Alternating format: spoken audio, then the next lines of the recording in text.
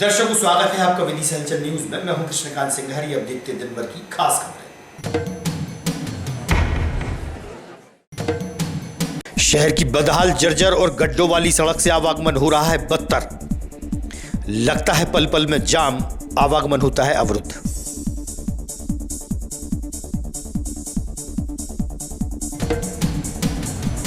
नगर के दुकानों व प्रतिष्ठानों के सामने बेतरतीब ढंग से खड़े होते हैं दोपहिया वाहन। पार्किंग न होने से बढ़ती हैं आवागमन में परेशानियां।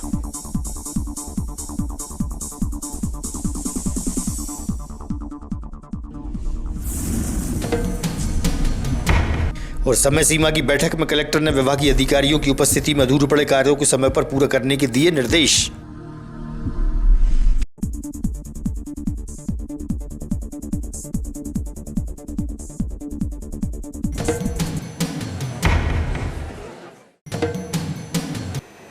अब खबर विस्तार से। शहर की सड़कों की बदहाली के कारण लोगों का सड़क पर चलना दूभर हो रहा है।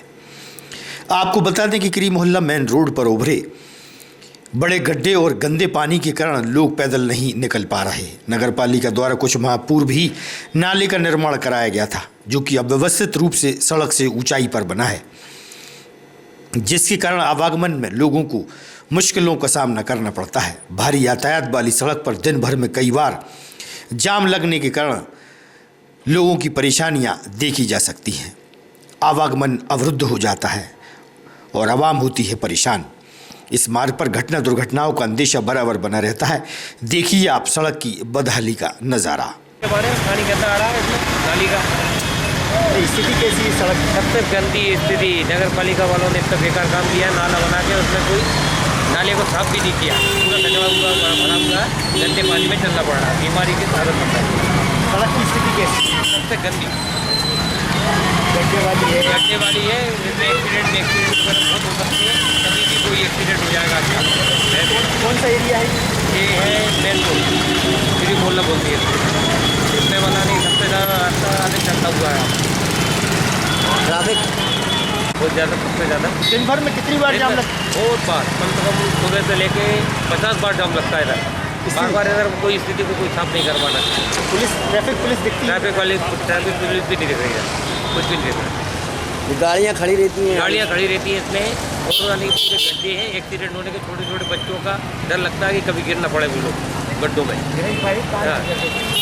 अच्छा, शहर की पार्किंग को लेकर क्या कहोगे? शहर की पार्किंग के लिए व्यवस्था करवाना चाहिए। इसके लिए बाल विहार को करें इसको व्यवस्था। यह व्यवस्था ऐसी होना चाहिए जिससे कि इधर ट्रैफिक जाम ना हो। बढ़ते वाहनों के बारे में क्या कहेंगे आप? सड़क पर क्या वो तो बढ़ती रहेगी वाहन, और इधर को रुकेगा नहीं इधर वाहन।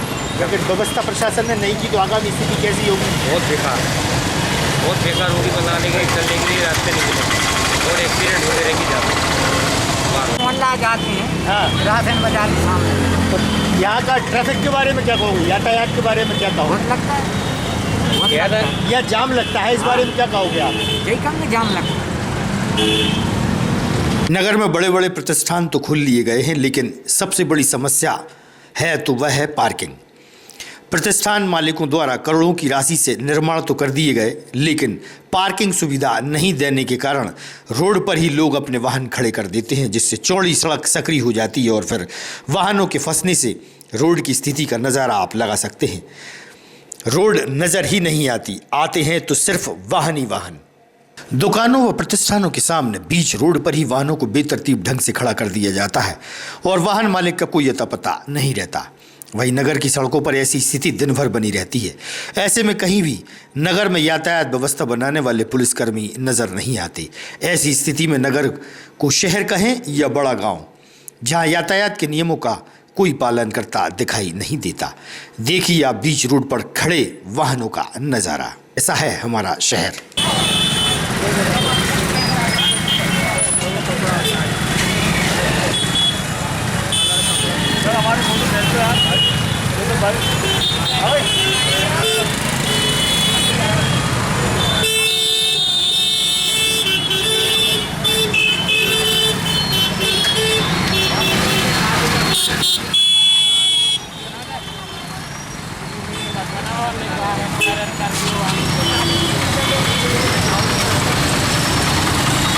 लग रहा है भाई साहब।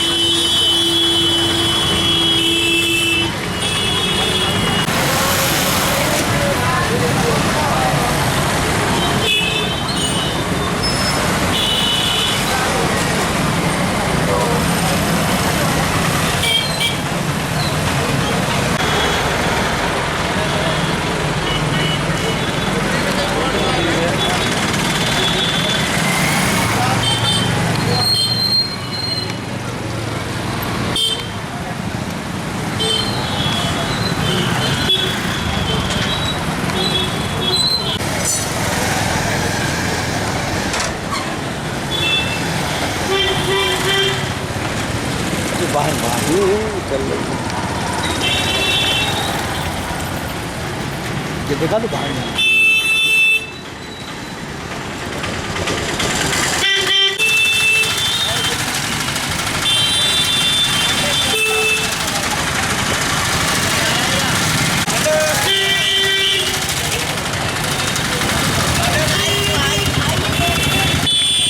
ये कौन सा मोहल्ला है? ये अपना माधोगंज चौराहा है, निकासा रोड। ये यहाँ पे लोगों के बड़े बड़े प्रतिष्ठान तो खुल चुके हैं, लेकिन यहाँ पार्किंग की व्यवस्था बिल्कुल भी नहीं है। इतनी समस्या है, यहाँ एक्सीडेंट की समस्या है, रोडों की दुर्गतियाँ हो रही हैं, इतनी समस्या है कि पार्किंग सोचना चाहिए ये मॉल बनाने से पहले कि पार्किंग की व्यवस्था की जाए। आवागमन में इतनी दिक्कत आती है, यहाँ पर जाम लग जाता है, कहीं बहुत परेशानी हो रही है यहाँ पर। ये गंदा पानी ये गंदा पानी भरा रहता है यहाँ पे। कब से भरा रहे गंदा पानी? ये जब से ये मॉल बना जब से ही देख रहे हैं हम तो, आने जाने में बहुत दिक्कत होती है। और पैदल लोग जाते हैं, पैदल बहुत दिक्कत आ रही है लोगों को। गंदे पानी में ठेला पलटो जा रहा हूँ, हम लोग तो ठेला पलटो जा रहा था। कारण कौन से का लोहे का हाँ। नहीं, पैर पर चढ़ गया था, पाइप गया। कारण क्या है उसका? कारण क्या है? ये बेकार रास्ता है, पानी हटका और का है नहीं बोले परेशानी है। नहीं हो रहा क्या है, पार्किंग की व्यवस्था की जाए। हम ये चाहते हैं, ये आवागमन में कभी किसी को दिक्कत ना आए। कई लोग यहाँ से फिसल के गिर गए हैं, कई लोगों के एक्सीडेंट हो गए हैं यहाँ पे। आप क्या कहोगे? जैसे बड़े बड़े मॉल खुल रहे हैं, ब्रांड आ रहे हैं, ये अच्छी बात है, मतलब यानी कि विदिशा की प्रगति हो रही है। लेकिन साथ साथ ये भी ध्यान रखना चाहिए कि पार्किंग की व्यवस्था भी की जाए। प्रगति का रूप हो, अब प्रगति मतलब यानी सब चीज़ें साथ में चलना चाहिए। अब क्या इनने मॉल बन रहे हैं, सारे ब्रांड आ रहे हैं, शॉपिंग सस्ती हो रही है, तो अच्छी बात है, लेकिन पार्किंग की व्यवस्था भी बड़ी समस्या है। ये क्या है, मतलब यानी खुद का तो बिजनेस तो बढ़ा रहे हैं, लेकिन जनता को क्या सुविधा के साथ साथ समस्या भी उतनी ज़्यादा देते जा रहा है। अब ये टर्निंग पॉइंट ऐसा था, ये मॉल ना हो अभी नहीं, उससे पहले भी क्या है यहाँ पे समस्या रहती थी, लेकिन अब वो समस्या क्या विकराल हो गई है। शाम के समय आप देखेंगे तो आप यहाँ से निकल के बता दीजिए, मतलब यानी स्मूथ गाड़ी निकाल के नहीं निकल पाएगी, आपको कम से कम 10-15 मिनट यहाँ रुकना पड़ेगा। ये चीज़ें अच्छी हो रही हैं, वो अच्छी बात हैगी, लेकिन क्या इनके साथ अगर ये व्यवस्थाएँ पार्किंग की भी करती जाएँ और सड़कें, पुलिस और प्रशासन को यहाँ पर क्या आवश्यकता है, क्या करना? कर क्या लेगी?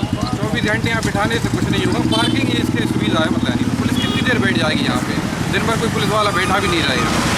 वो तो क्या है, पार्किंग की तो ये व्यवस्था। मुद्दा कैसे खत्म होगा? ये तो बनेगा पड़ेगा। मुद्दा ये है कि जब इतना पैसा खर्च करके ये लोग मॉल बना सकते हैं करोड़ों रुपये लगा के, तो कहीं थोड़ी पार्किंग की व्यवस्था भी ये कर सकते हैं अगर चाहें तो, और अगर नहीं चाहें तो बात ही, ये चाहें तो कुछ भी कर सकते हैं। और सड़कों की तो ये बात है कि सड़कें क्या है, उम्मीद है कि वो सब सही कर देंगे। 101% उम्मीद है, मुझे भरोसा है, और लोगों ने उन्हें इतना प्रेम दिया आएगा। आप देख लेना 5 साल में विदिशा वाकई में वो पेरिस बना देंगे, जितना मेरा मान। बदहाल वर्तमान स्थिति के बारे में ये वर्तमान विधायक जी क्या लगता है, इसमें उनका क्या हाथ है? वर्तमान स्थिति रोड की वर्तमान स्थिति तो ऐसी है कि मतलब अगर आप थोड़ा गाड़ी अगर गीला होकर चढ़ाएंगे तो आप गिरी जाएंगे, इतने घंटे हैं, मतलब आपको टाइट। बढ़ती सर्दी के मौसम में ठंड से बचने के लिए जय अम्बे हैंडलूम पर गर्म कपड़ों की बड़ी श्रृंखला में रजाई, गद्दे और कंबलों का भंडार है। अलग अलग वैरायटी में गर्म कंबल और कंफर्टर जय अम्बे हैंडलूम पर उपलब्ध हैं। रेमंड और मोंटी कार्लो के कंफर्टर उचित दाम पर हैं।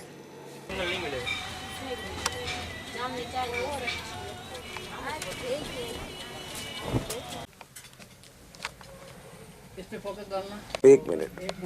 ये कंफर्टर मतलब बेड पे जो मली रहता है। हाँ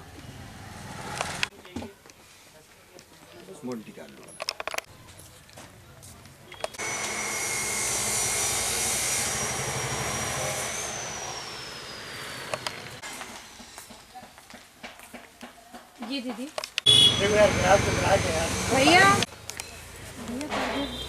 बंद है क्या? हाँ रिंग के लिए देखिए इसका क्या पता है? हैंडलूम पर आपका स्वागत है। हमारे यहाँ सभी प्रकार के कंफर्टर, ब्लैंकेट्स वगैरह सभी कंपनियों से, ना तोल का ना बी ग्रेड का, फ्रेश का पूरा मिलेगा और उचित मूल्य पर आपको रेमंड्स का, मोंटे कार्लो का कंफर्टर, ब्लैंकेट उपलब्ध है। मुखर्जी नगर स्थित अन्नपूर्णा माता मंदिर पर गुप्त नवरात्रि पर्व से ही धार्मिक आयोजन चल रहे हैं। मंदिर में विशेष पूजा आराधना में शामिल होकर धर्म प्रेमी धर्म का लाभ ले रहे हैं। गंधं समर्पयामि नमः गन्धान्ते अक्षतानि समर्पयामि। भोग लगाना है, ठीक है। तो नैवेद्यं समर्पयामि नमः नैवेद्यान्ते पलो ऐसा अपने मन में भाव रखते हुए विघ्नेश्वराय वरदाय गौरी सुताय गणनाथे नमो नमस्ते। आज और क्या बोलते हैं, सभी की मनोकामना जो होती है उसी के लिए व्रत करती हैं महिलाएं। 17 दिन तक इस व्रत को करती हैं और सभी श्रद्धापूर्वक इस व्रत को पूर्ण करती हैं। जी, मैं उपदेश शास्त्री अन्नपूर्णा मंदिर का पुजारी मुखर्जी नगर से। आज किस तरीके का उपदेश दिया जा रहा है यहाँ पर? जी, जो है आज सामूहिक कार्यक्रम हो रहा है। जे माँ अन्नपूर्णा जी के व्रत होते हैं, काशी के नियम के अनुसार हम कराते हैं। 17 दिन के व्रत होते हैं। 17 दिन प्रतिदिन यहाँ सुबह पूजन पाठ चलता है। आज जो है लास्ट समापन की ओर है, तो आज पूरी अपनी विदिशा की महिलाएं एकत्रित होकर के यहाँ उद्यापन करने के लिए आई हैं। यहाँ 12 बजे से पूजन चालू हुई है, तो पूजन होगी, कथा होगी, हवन होगा पूर्णाहुति के साथ में। इसके बाद भंडारा होगा शाम को। और जो है जिस कामना से व्रत करती है माँ अन्नपूर्णा, उनकी इच्छा पूर्ण करती है। ये 17 दिन नियम के अनुसार ये व्रत किए जाते हैं। प्रति वर्ष अनुसार इस वर्ष भी जो है कार्य संपन्न हो रहा है। नगर पालिका प्रशासन द्वारा टैक्स वसूली का कार्य चल रहा है। करोड़ों रुपए की वसूली के बाद भी कई कर्मचारियों को वेतन नहीं मिला है। राजस्व अधिकारी से हुई इस विषय पर चर्चा।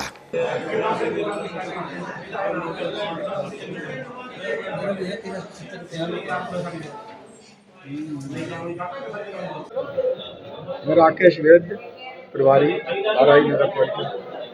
अभी तक जो वसूली चल रही है, कितनी मदों की वसूली चल रही है और कितनी अभी तक हो चुकी है? अभी संपत्ति कर, जल कर, सीवेज और दुकान किराया लगभग कितनी वसूली आ चुकी है? लगभग 1,60,61,960 रुपये वसूली आ चुकी है 1 तारीख से 15 तारीख तक। अभी तक तनख्वाह मिली आप लोगों को? अभी तो नहीं मिली।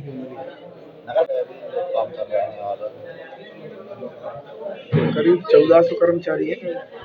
1400 कितने महीने से वेतन रुका हुआ है? इसी महीने का है, एक ही। प्रत्येक सोमवार को होने वाली समय सीमा की बैठक के दौरान कलेक्टर उमाशंकर भार्गव ने सभी वरिष्ठ प्रशासनिक अधिकारियों को वीसी के माध्यम से अधूरे पड़े कार्यों को समय पर पूरा करने के दिशा निर्देश दिए। सिंचाई विभाग एक है और ईआरईएस एक है। ईआरईएस एक, खलानी एक है। सीएमएचओ साहब आपके 12 केसेस है। तिवारी जी, ये 12 केस आपके हैं भाई, इसमें जवाब फाइल कराइए कोर्ट में। तिवारी जी, अब आपको 6-7 महीने हो गए, आज आप सभी से पूछते हो, आपको समीक्षा करनी पड़ेगी। जो है बात 3 दिन की नहीं है, मुद्दा ये जो चीजें एक बार आपको पकड़ बनानी है तो आपको समीक्षा करनी पड़ेगी। भाई करिए इसको जरा। जिला शिक्षा अधिकारी 21 केसेस है सर्वाधिक। कितने की?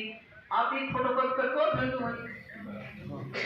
ये सभी विभाग सारे बात कर लूंगा। 100 वक्त एक रिकवर भेजो।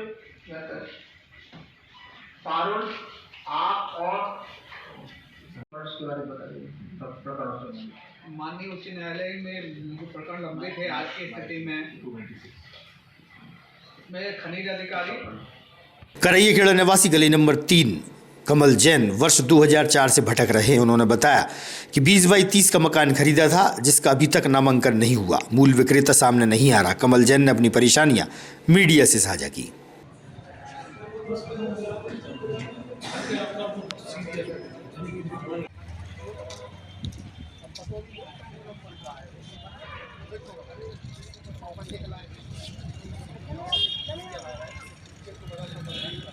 आ जाओ।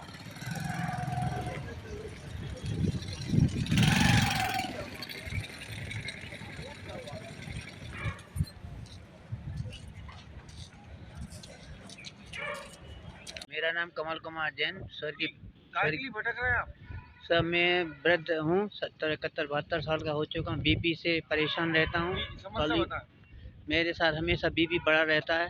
समस्या बताएं आप। मेरा अपना मकान बेचना चाहता हूँ ताकि मैं अपने परिवार के बीच में अपनी सांसें तोड़ सकूँ। क्या दिक्कत क्या हो रही है? बेचने में इसलिए कि मैं बीपी का परेशान, पोथी नामांतरण न होने के कारण से मुझे आपत्तियाँ आ रही हैं।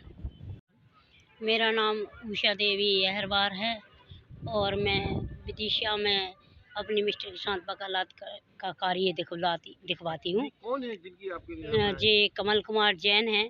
इनकी माताजी के नाम से इनने 2004 में एक रजिस्ट्री मकान खरीदा था, जिसकी रजिस्ट्री इन्होंने अपनी माताजी के नाम से कराई थी और उसके लिए हमने पोथी नामांतरण के लिए आवेदन किया है, लेकिन 4-5 महीने हो गए हैं। तो जो मूल विक्रेता है उसका भी पता नहीं है और पहले से ही 4-5 लोगों को ये बिक चुका है मकान, किसी ने अपना नामांतरण नहीं कराया है। मकान कितनी बार बिक चुका?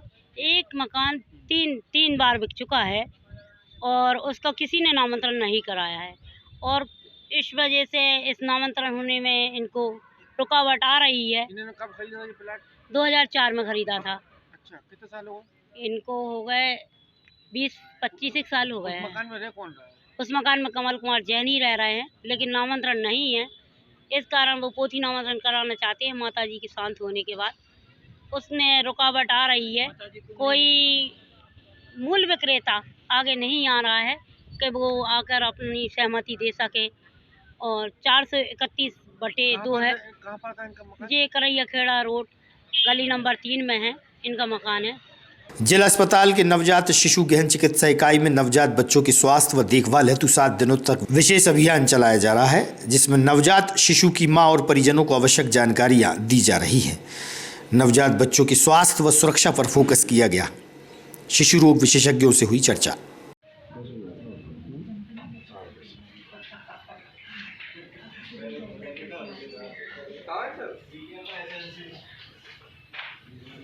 तक तो बनाना ही है, लेकिन अभी ये 18 से 23 दिसंबर तक डेली हम आपको ये जानकारी देंगे कि जो बच्चे 1 महीने तक के रहते हैं वो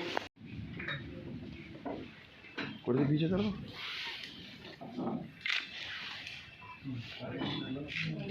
मैडम आइए आप।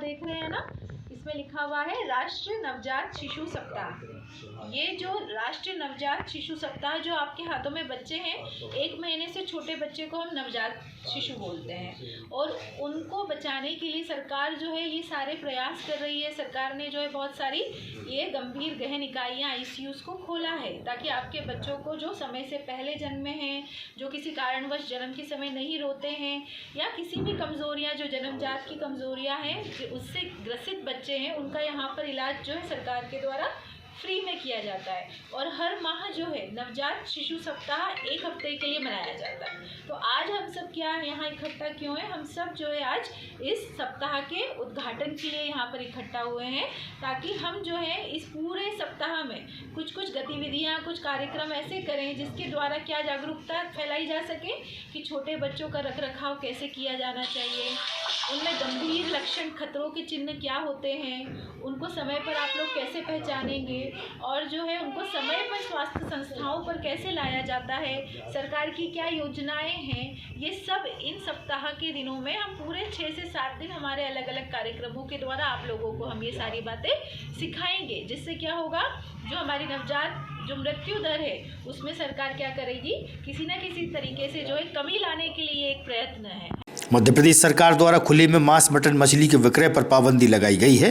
बिना लाइसेंस के मांस विक्रेताओं को हिदायत देने के चलते मछली विक्रेता लाइसेंस बनवाने के लिए नगर पालिका प्रशासन के पास पहुंचे। नगर पालिका अधिकारी से इस विषय पर हुई चर्चा।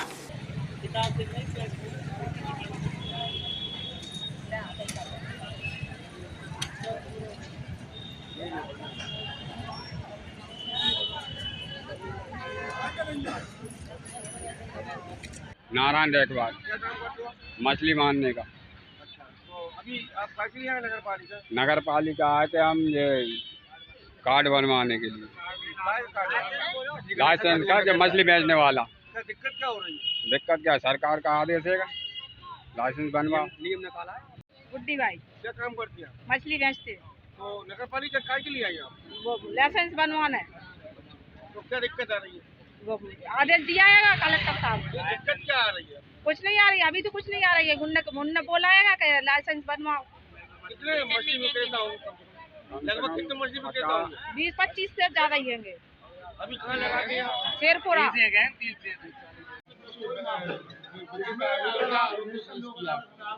उनसे सभी से आवेदन ले रहे हैं। आवेदन लेकर मौके की जांच कराकर उनको एनओसी दी जाएगी। इसके बाद उनके लाइसेंस की प्रक्रिया। लगभग कितने मछली मार्केट वाले होंगे? करीब 76 लोगों का सर्वे करा है शहर में, जो मछली और मीट की दुकान है 76। आज की खबरों को देते हैं पर विराम। आगामी खबरों के लिए आप देखते रहिएगा विदिशा न्यूज। रहिए अपडेट। नमस्कार।